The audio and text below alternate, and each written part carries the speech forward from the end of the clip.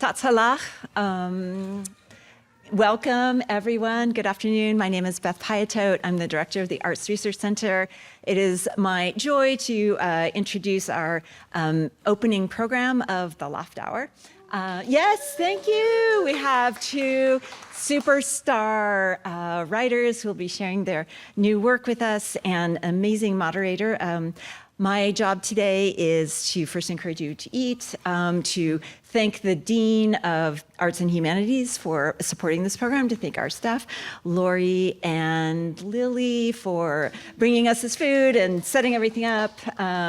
Their work behind the scenes is always amazing, and we're so grateful. I am only going to introduce Natalia, our moderator, and then I'm going to get off the stage and allow her to take over with the program featuring Fae Myenne and Tehmina Khan.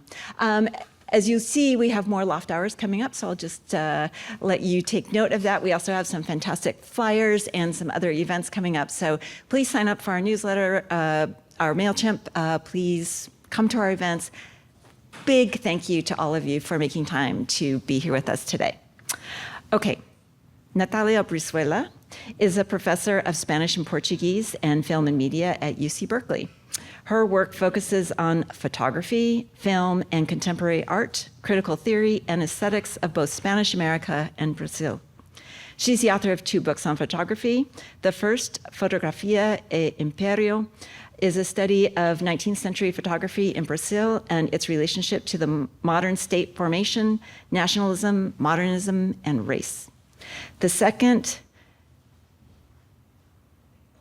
Depois da Fotografia, is a study of contemporary literature looking particularly at the relationship between current literary practices and photographic languages, techniques, and materialities. With Jody Roberts, she has written 2 books, Photography at Its Limits and The Matter of Photography in the Americas, as part of an exhibition project that they co-curated. She has also curated No Sé, a solo exhibition of Brazilian artist Nuno Ramos. Is it Nuno?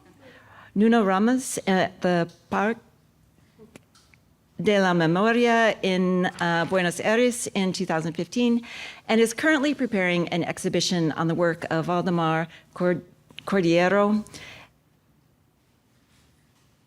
Is that right? With Rachel Price. Natalia was the Arts Research Center's interim director for the 2018-19 school year, and always an amazing presenter and friend of the Arts Research Center. So Natalia, I'll invite you to keep it.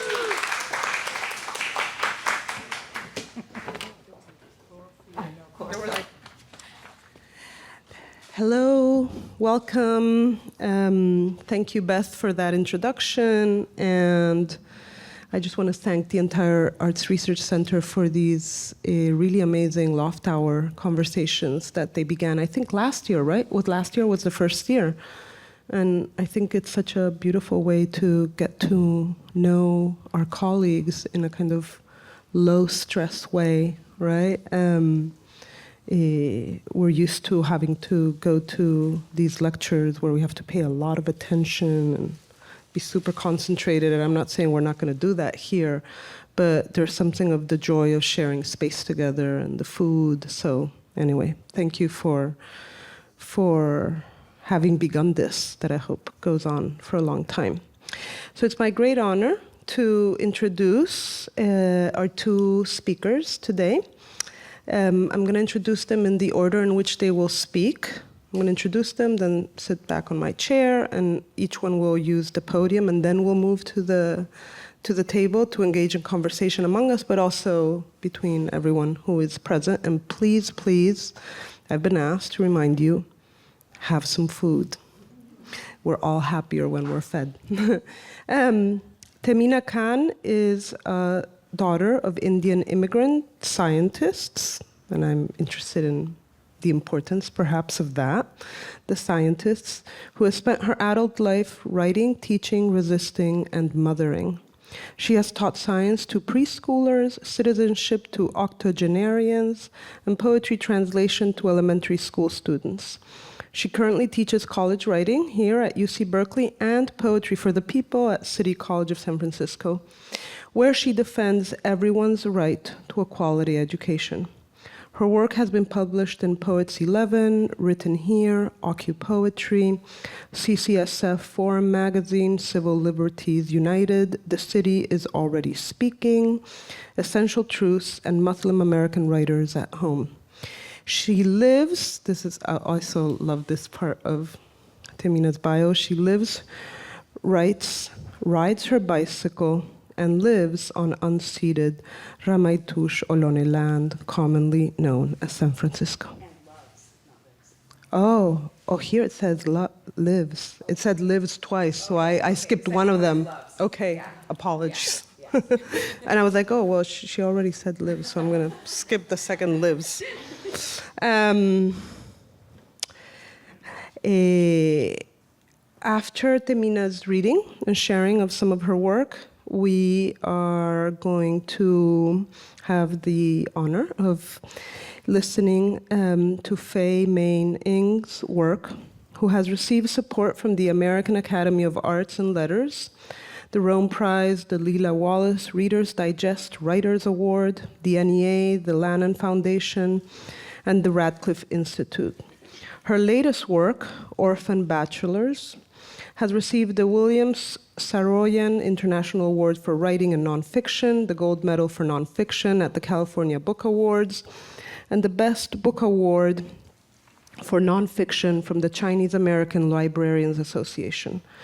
She has held residencies at Yaddo, McDowell, and the Gerasi Foundation. Her first novel, Bone, was a finalist for the 1994 Penn Faulkner Fiction Award. Her second book, Steer Toward Rock, was awarded a 2008 American Book Award. In 2009, she was a Guggenheim Fellow. Her latest book, which I've mentioned, Orphan Bachelors, is the winner also of the 2024 California Book Awards Gold Medal for Nonfiction, the 2024 William Saroyan International Prize for Writing and Nonfiction, and the 2024 American Book Award. She is a continuing lecturer in Asian American and Asian Diaspora Studies at UC Berkeley's Department of Ethnic Studies. So please join me in welcoming our two speakers. Hi. Salam alaikum, everybody. As Natalia said, my name is Tehmina Khan. I teach college writing here at UC Berkeley, and I'm a lecturer, pre-6 lecturer. And I'm so excited, and I want to thank the Arts Research Center for inviting us lecturers to share our work, and yeah. I'm going to read a few poems, and I'm not very good at time, so I'll figure this out. So this is a poem called Nothing, and it's kind of a modified ghazal. So, nothing. Rays of light warm ice crystals on a jagged mountain peak, melt them to drops which trickle toward the ocean to become nothing. When spring comes, birds return to the desert and drink nectar from ruby cactus blossoms, which give the sand dunes everything. Oh, friend, fill my cup and fill it again. It can never be enough. Let us drink until the sun rises and darkness turns to nothing. Majnun, searching, walks in front of a man at prayer who shouts at him. He replies, I see only Layla. If you love God, how can you see anything? God separates us from a single soul and divides us into many, offers drops of divine compassion to help us find everything. The widowed beekeeper embraces the air where his wife used to sleep. 40 years dispensing honey have brought him here to nothing. Beloved, go.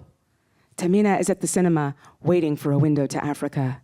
Find her and search for the doorway to everything and nothing.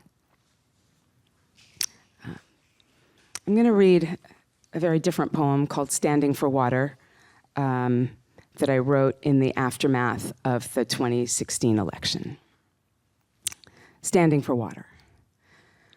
1979, and we are there all over again. The seventh grader inside me goes from ambiguous brown girl who has to explain that Indian means being from India to Iranian. To be Muslim is no longer to avoid pork at birthday parties. It now makes me Iranian, someone from Iran. And they say Iran and don't know where it is, what it is, or where India is for that matter. And can anyone really find Santa Clara on a map? Our neighborhood is white, black, Mexican, and Filipino, and yet we all try to erase ourselves when together, silence the rhythms of our speech, water down the flavors of our food, hide our pain behind airbrushed masks, and speak up only inside the private sanctuaries of our homes. Iran, public enemy number one, makes neighbors fly flags and yellow ribbons in the faces of those who do not belong. Soviet Union, USSR, not enemy, but adversary, worthy of being pronounced correctly. An empire, strong, but wrong. Ugly, not beautiful, like America. The nightly news counts the days that American hostages are held by revolutionary students in Iran, students who overthrew the tyrannical Shah, who years later will say, maybe it was a bad idea taking hostages, drunk on the power they held over the superpower. Imam Khomeini is wise, whisper grown-up voices at Indian Muslim dinner parties. But he looks mean, I think. Islamic Republic, they say. At last, a just society. Mercy, compassion from God. America cannot tell them what to do. I get used to hiding in shadows while the flags of citizenship imposed by my birthplace are raised up high, smothering the words that connect us to home. You will be assimilated. Resistance is futile. I leave Santa Clara for Berkeley, where we build shantytowns to protest apartheid, march against United States proxy wars in Central America, organize for a free Palestine, and feel the political become personal, caffeinated and armed with words. We raise our voices, silencing fear. When I help elderly immigrants prepare for their citizenship interviews, I tell them America is not beautiful and its power is ugly. But here you are, so be here and live here and speak your stories and your language. Keep your grandchildren close and tell them who you are, who they are. And 2017 is 1979, is Japanese internment, is the Chinese Exclusion Act, is Jim Crow segregation, is every treaty broken with First Nations. But 2017 is also sanctuary, 5 centuries of resistance, and all of us standing up for Standing Rock as we stand in the shadows of a settler colony that wants us assimilated or gone. But we walk in our own light as we weave our voices together in a multicolored tapestry and speak a symphony of languages, mathematical equations, stories, prayers, to each other, to the divine, for water, for the water inside all of us. Okay. And then, since you brought up the scientists, I've got a poem that references my scientist family. Okay, it's called Twice as Hard, and it's towards my son. So, your grandfather knew in 1963 that he had to work twice as hard as any white man to make it half as far.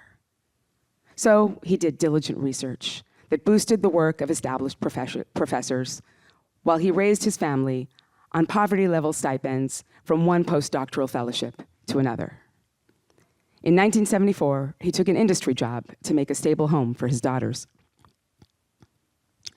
Being a brown girl, I knew I had to work 3 times as hard. I didn't want to do it. I wanted to dream. He took me to his lab, showed me liquids in beakers and test tubes, and dry ice evaporating into a white mist. I was never very good at chemistry. Obama is the son he never had, your grandmother told me, when we hoped against history. The man of color who worked twice as hard and got to be president, and still, we know, only got half as far. The president, a father of daughters who said, if I had a son, he'd look like Trayvon. He'd look like you. Your 7-year-old self sees your own face in the face of the president. Your 15-year-old self sees your face in the faces of the dead. And now you face a face of one who worked half as hard and got twice as far. A face that disparages your face, your name, the direction of your prayers, the 4 boxes you check on your ethnic identity forms, the fusion meals, hot and spicy, you cook without recipes. And your bargain is the same as your grandfather's. Work twice as hard, go half as far. His hard work travels with you, in your veins, under your skin. And I'll read one more. This one I wrote almost a year ago today. It's called Mothers of Gaza. And I wrote this watching the bombings of hospitals while my dad was in the hospital. And this is what I'm reflecting on here. Mothers of Gaza, how many of you will die in this last passage, unable to stay, unable to leave? No medicine, no water, starving yourself to feed your children. I have seen you looking for the remains of your children. A shoe, a scrap of shirt, a hand. In the dust and ash of bombed out churches, mosques, schools, hospitals, homes, which should be places of sanctuary. I have heard that you can still tell a story. I have heard that you are even helping us laugh as we weep from our zones of safety. Forgive me. My sisters, my mothers, my daughters. I am sitting in the hospital with my 92-year-old father, who has lived a life of work, love, and prayer. Forgive me for not praising every drop of blood dripping through the sterile drip into his veins, every beep and flashing light of each machine in this room, the heated flannel blanket keeping him warm, and every item tossed carelessly into the red biohazard bin, never to be seen again. Forgive me for not thanking the walls, for not collapsing and burying us both alive, while your children hold only a single thread of hope of not being crushed today, let alone ever growing old. And if they live, what demons yet unimagined will live under their skin long after the smoke burns away? I sit in this hospital with my father, blood dripping into his 92-year-old veins, both of us praying for you, your children, your parents, your men, your women, your everyone. Praying for water, for air, for food, for an end to this unspeakable. I have never had to stare death in the eye, nor have I heard the wails of a life cut down. In this hospital, I call out to God, because what else can I do? Mother heroes of Gaza, may you live. May you survive. May you heal from this Nakba beyond catastrophe. May you rise from this ash and raise your voice again and again. And may we hear you. May we all hear you again and again until we feel, until we know.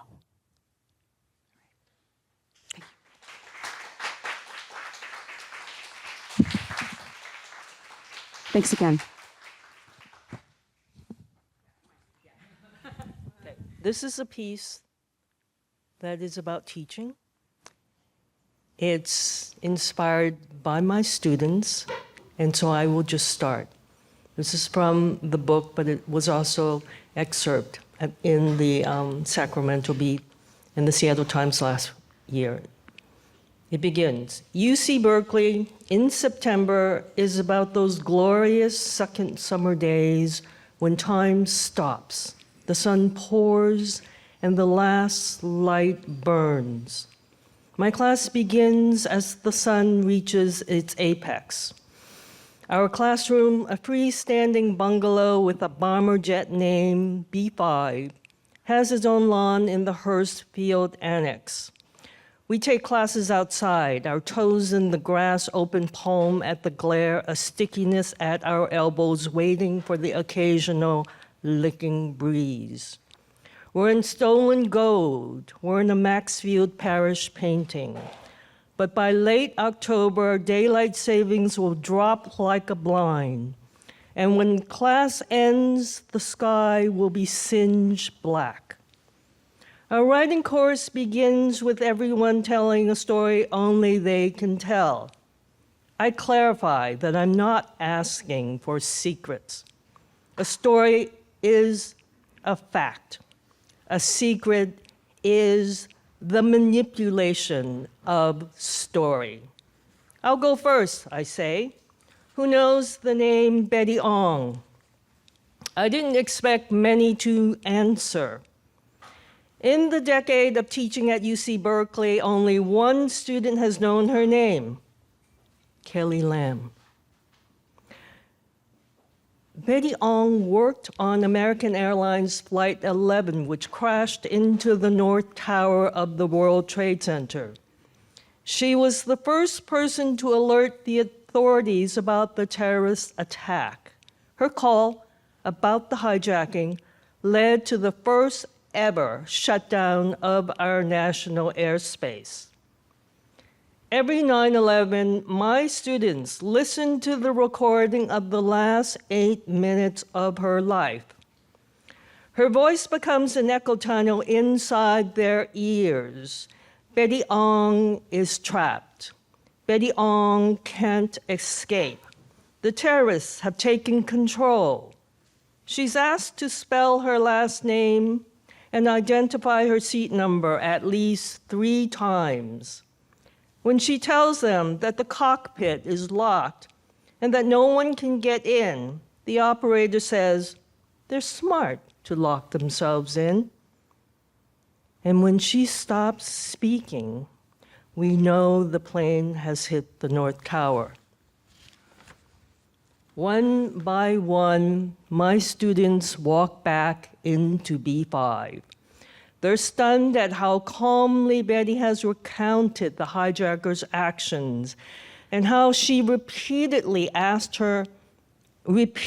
says her name and seat number as if she's being interrogated.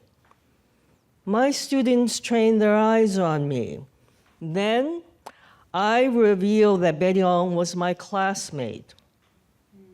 We were the tallest girls in the 6th grade, so we had to stand in the back row with the boys for our school photos. This will break your heart, and this is the closest to a trigger alert you're going to get from me. At George Washington High in the outer Richmond of San Francisco, Betty Ong grew 3 inches taller than me and would excel at basketball. I did not play any sport. Every day we walked by the mural cycle, The Life of Washington, by the Russian emigre and communist Viktor Arnatov. Recently, I asked friends what they remembered about those murals, and no one felt anything special. They were just there in the empty wall, in the entry wall along the stairs, Washington and his slaves, the dead Native American. Maybe it also felt like a warning to us working class kids of immigrants that we should stay in our place.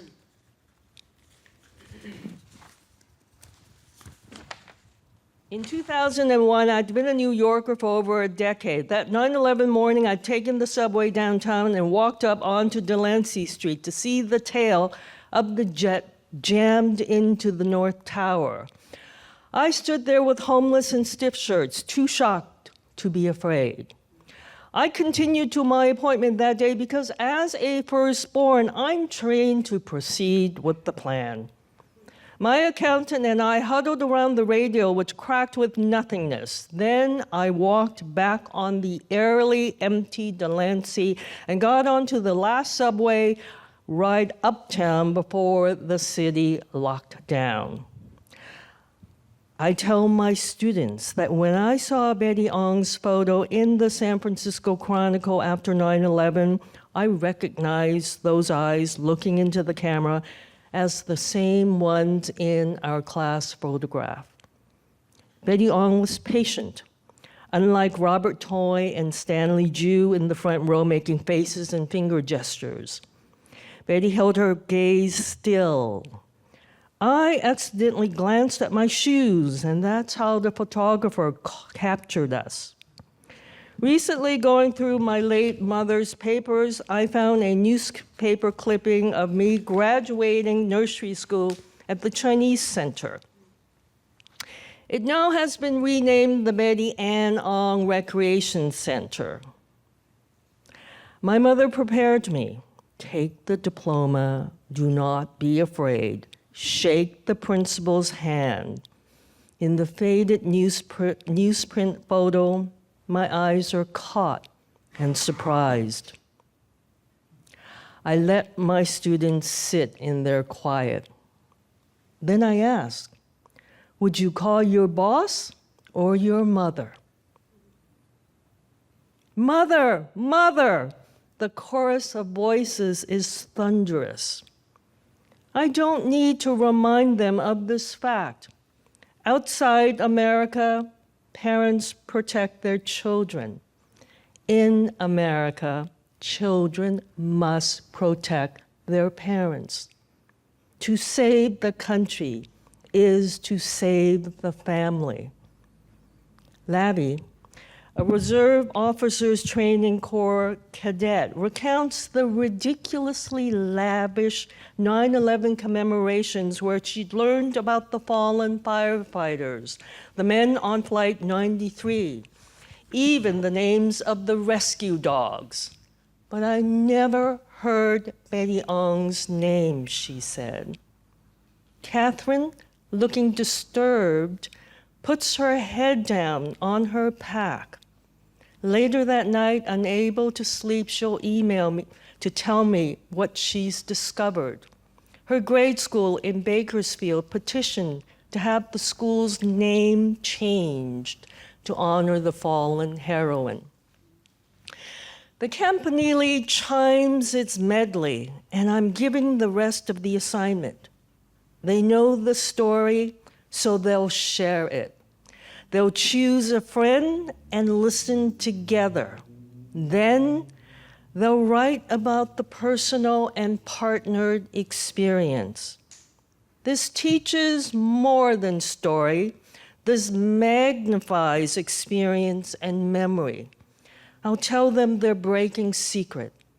They're writing the intimacy, which becomes their own Betty Ong story. As my students gather their belongings, they lower their gaze to confer privacy in close quarters, a talent from their ancestors.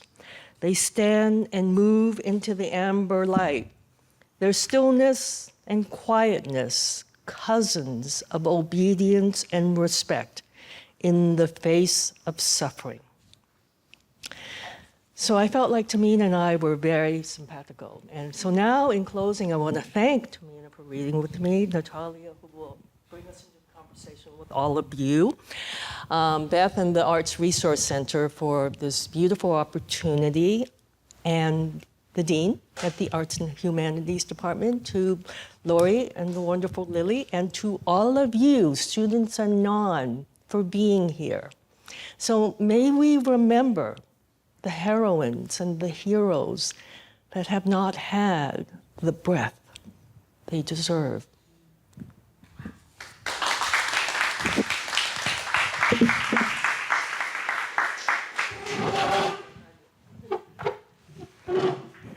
Thank you so much for those two extraordinary readings, and moving, powerful. I think I wanted to start by asking both of you, as writers, as clearly, just from what you read, subjects deeply rooted in your context, wherever it is that you are, and responding to it. There's something you said, Faye, in your reading, when you said a story is a fact, right? And I thought it's so interesting because I could think of the phrase, a poem is a fact, for Tehmina's work as well.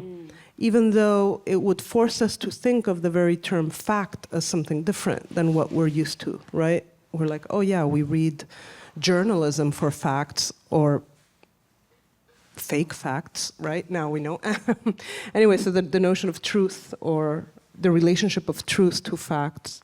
And I just wanted to invite both of you to share a little bit with us of your writing process. Like, how is it that facts, experience, memory, intimacy, these are other terms you brought up, Faye, which are present in both of your works, how they make their way into the writing, but also are transformed, right? So I guess it's a question of fact as the material for writing, but also fact becomes something else. And so I'm interested in hearing both of you talk a little bit about that in your process. That's a hard question to answer. Wow. I think much of my writing comes out of conversation. So conversation with what I'm reading, with texts that I'm reading, conversation with my family, with my students, with my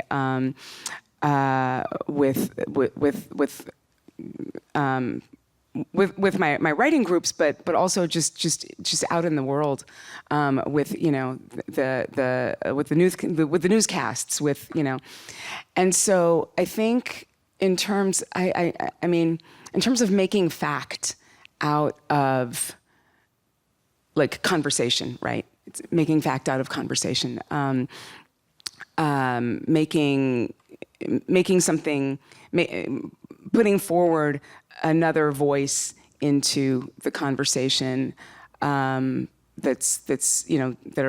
are all around us. And I think I would say, like, in terms of my process, it's just like super messy. I write things down, I take notes. They're like I mean, I've got some here. There's just like, yeah. So I can show you. I got notes like this on like the back of like paper, and then somewhere along the lines, I might do something with some of them or not. So it might come 10 years later where, it's like, oh yeah, there was that thing. So yeah. Seems like you're also saying that, the relationship of, in your case, poetry and facts is really about a kind of listening practice, because being in conversation, we tend to think that it's about speaking, but being in conversation really is about listening. Absolutely, yeah. Right? Yeah. And listening is also related to being porous. Right. And so the world seeping in. Those are kind of two images that came up for me while you were describing this relationship to facts, right? Yeah, I like that. This idea of being porous as a listener. Yeah. And that in that porosity, the idea of order is not what is privileged, right? Because the world itself is messy. Yes. Not only the world of our current events, which are dramatically messy, but just the world itself is filled of contingencies and unexpectedness. And so being open to that is also being open to being inhabited by some form of undiscipline, which is, I think, how you were trying to describe yourself. It's like I write down on a piece of paper or wherever. Yeah. Thank you. Yeah. I also think. All right. In agreement with that, I also think it's about knowing and not knowing, and art makes it beautiful and bearable. Everything you don't know and everything you know, and I think that my writing class talked a lot about that yesterday, that we write from what we know, but we the hard work is to make what we don't know as true as what we know. So, it goes with what can be said, which is fact, and what can't be said, which is secret. And to really make art, you have to marry the two. They have their unique pain. Nobody wants to know, and nobody wants to not know. And so you work with what you know, and you also honor what you don't know, can't know, don't have a right to know. And I think that is what is really interesting about our writing class yesterday. To open up the imagination to what we could know, but to really honor the fact that there are things that you can't know. There's a language you don't know, a language you were denied, a language that was not given to you, and you will never know it. And you just don't have the same intimacy with a language if you don't learn it as a child from your parents. You just don't. And our class talked a lot about that. There is a great sorrow not to have your language, but the artist moves through that sorrow and makes a new language. And what we call breaking the English language to make room for these new sounds. Right, my class? This is your midterm. Say something.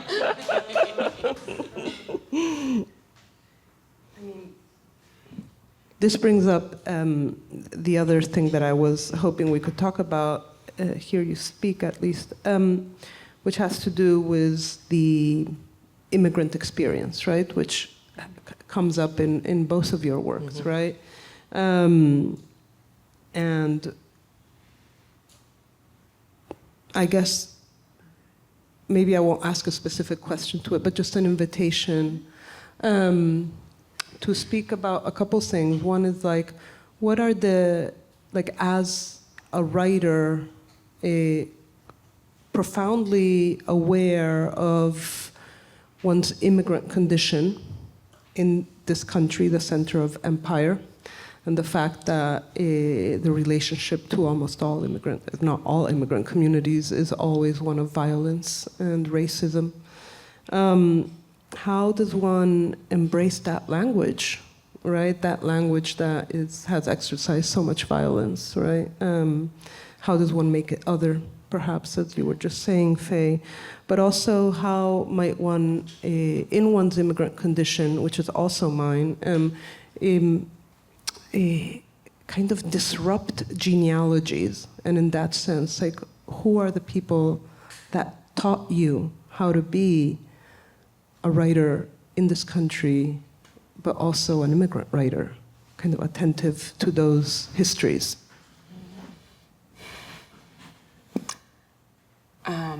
Wow. I mean, I'm coming back to what you said, Faye, about language and not knowing, and thinking about immigrant languages, right? And how, for me, I mean, my process was to learn languages. I spent a lot of time learning. I worked really hard to get the Urdu that I never had, and then I studied Arabic. I studied Spanish, and having other languages, whether they're mine in terms of heritage or not, it gave me space to express myself and imagine myself outside the Anglo-American language. And so that's, I think, and again, but I still experience the loss, right? My Urdu will never be what it is for my cousins in India. And it'll never be, what it is for my parents, or, but it is something. So, yeah. I really commend you for recapturing, Urdu. like, you know, you were insistent. And I think I try to teach my students, you have a right to want and need and do it in whatever manner you can. Because I think in the institution you're taught, Right. it's not needed, it's not good. And so in my classes, I make sure that, you know, I say I put my head down and I want to hear your ancestral tones. I don't want to look up and see a bunch of what we call RC students, ruling class students, and that could be in any color, because they paid for their voice, and my students have not, and they don't need to. So I didn't learn English until I went to school, and so, but I am a writer in English, but I wrote in Chinese to begin with. So that gives me a layer of imagination. I hear it, I've lost it. So I can say I've lost it, but I still hear it. I can still live my creative life in the sounds. And I try to teach my students to just understand that it's a feeling. A language that is lost can still be a powerful feeling. So it's curious what gives a writer the courage to create in English. English is very limiting.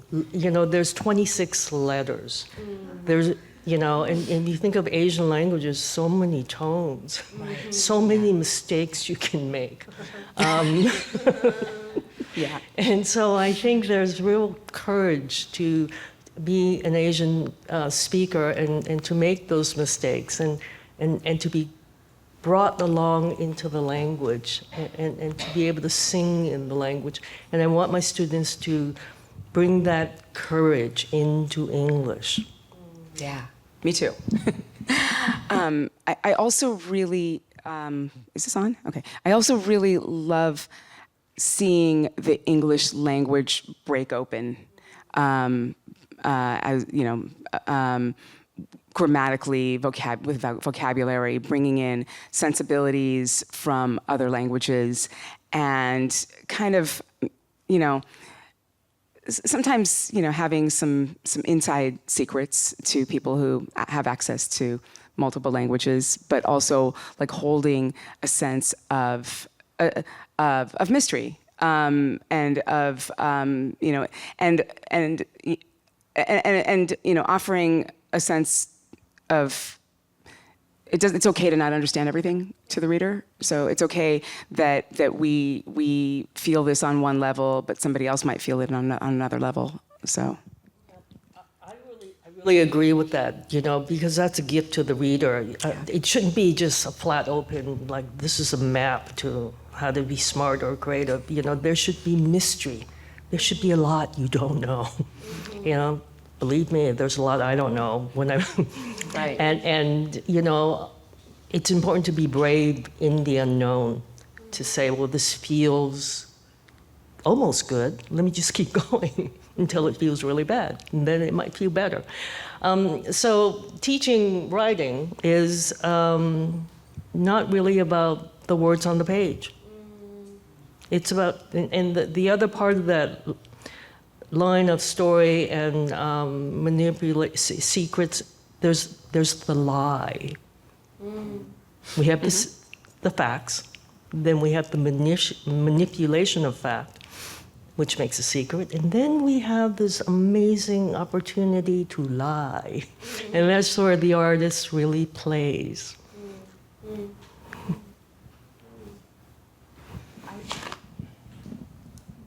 I wanted to, it is 12:59, believe it or not. And yes, so audience questions, that's what I wanted to invite people into. I'm going to share my microphone. Yeah. Wait until the microphone comes because of the recording. Okay. Because I do have to leave at 1, so I just want to Yeah. So, mic check, mic check. Yeah. So in the poems that you read, they were really interesting because not all of them are like happy, poems are talking about serious topics. They're talking about the elections. They're talking about the Gaza bombings. And so I was thinking about the topic of protection, about your father in the hospital, and it reminded me of a line that actually comes out of Professor Faye's book, which is, a story is an amulet for protection. Stories were not meant to necessarily always make people feel good and happy, and that Prince Charming finds the princess. A story is an amulet for protection. So I was wondering if either of you wanted to talk about protection and how stories can be protective, or maybe what the purpose of stories can be. Yeah. I love that. The story is an amulet for protection. I think about poems as like a container for our humanity, right? As a portal for empathy, particularly in a world gone wrong. So, yeah. Oh, that's beautifully put. I think you're happy with that. You have another class? I do, but I need to hear your response. Oh. I think working, I think the whole, this whole book is about story. And the book is about a story that is untold. The Chinese American family was almost destroyed by the Exclusion Act. The sexuality of, and this has influenced the sexuality of generations of all of us. This law was, you didn't have to have any Chinese killed. You just made sure none were born. And that is evil beyond measure. So what is the story? And who tells the story of these unborn children? They're lost. These old-timers, these orphan bachelors are lost. And the story here, the cover, is the story. This is the Titanic. It might be hard to see, but this is the edge of the ship. These are the waves, the portholes. And on the Titanic were 8 Chinese seamen. 3 jumped, floated in the river. 1 got onto a plank and survived. The other 2 died. He was the only Chinese mariner to survive. This is the Chinese Exclusion Act. This long-winded subtitle, which I fought crazily for, is Chinese American history. Every act after the Exclusion Act, the Chinese Confession Program, et cetera, et cetera, et cetera. So the stories provide a kind of map for the future lives to navigate their own truth, mistruth, and misunderstandings. So many of my generation of Chinatown kids are pissed off at their parents for not having a correct name, or for not giving them a correct name, or for hiding their true name. They didn't understand the legislation against them. So a story doesn't ever fix anything, but it can be, a road onward. Does that help? I love that. I think we're going to take one more question over here. And please, everyone, there's still a lot of food. Before you run out, take a sandwich. All the students here, particularly, you need food for your day. So thank you so much to all of you for this wonderful session. What I'm about to say is probably an observation as well as a question. You guys were talking about why some immigrant writers write in English. I have read a lot of immigrant literature by at least Iranian American writers, and one thing I can say about them is that most women in Iran, when it comes to writing their khatirat, which is their memories, it is a practice that is frowned upon within the Persian culture because the home is a sacred, very private part of their life, so they avoid any kind of self-revelation at all costs. But when they do finally come to America or anywhere else really in the world, writing in English provides them with an opportunity to, first of all, create a distance between their previous selves and their current situation, and also gives them the opportunity to embark on a kind of like a journey of self-discovery through this new language. And that's why the genre of memoirs has been very, very popular for Iranian American writers, at least. And so I'm going to connect this observation to the question I had. I really liked the first two poems that you read, which kind of featured quite prominently elements from the Persian Iranian culture. Yeah. The story of Layla and Majnun features prominently in Nizami's work.